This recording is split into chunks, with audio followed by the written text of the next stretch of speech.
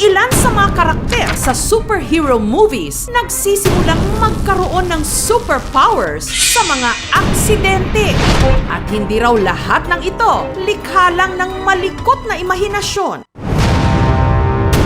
Dahil kamakailan lang, dito sa Barangay Reyes sa Banga sa South Cotabato, may isang binata na nito lang Disyembre tila nagkaroon ng superpowers matapos makuryente. Siya si Rain.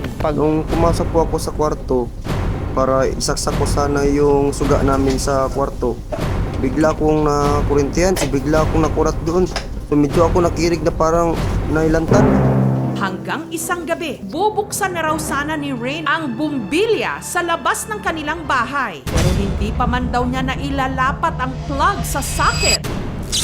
Bigla raw itong umilaw. Nagulat din ako. Hindi pa namin ever na-try na pailawin yung gamit yung kamay namin. Sa pamamagitan lang daw kasi ng paghawak ng dalawa niyang daliri sa dulo ng saksakan, ang bumbilya kaya na raw niya pailawin. Una ma'am, hindi talaga ako na nagtutuo sa mga powers na mga ganyan. Pag tanaw ko ng ganyan sa kamot na ako, na bigla kong na urat ko na maramang ko parang murag akong meron akong powers ba. Siguro, trip niya lang ito para viral siya.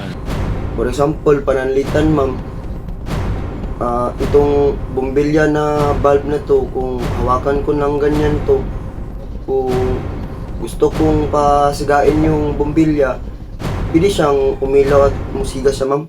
Oo. Wala.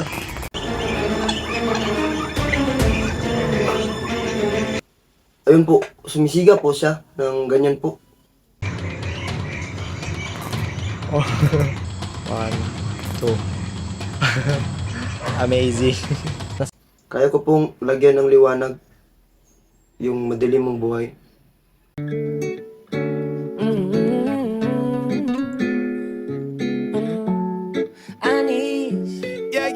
Sa mga naniniwala po na totoo yung mga iniingon ko dito sa KMJS po, salamat po sa inyo. Pero sa mga bashers ko dyan, bahala na kayo, oh. Thank you so much mga kapuso. Kung nagustuhan niyo po ang videong ito, subscribe na sa GMA Public Affairs YouTube channel. Don't forget to hit the bell button for our latest updates.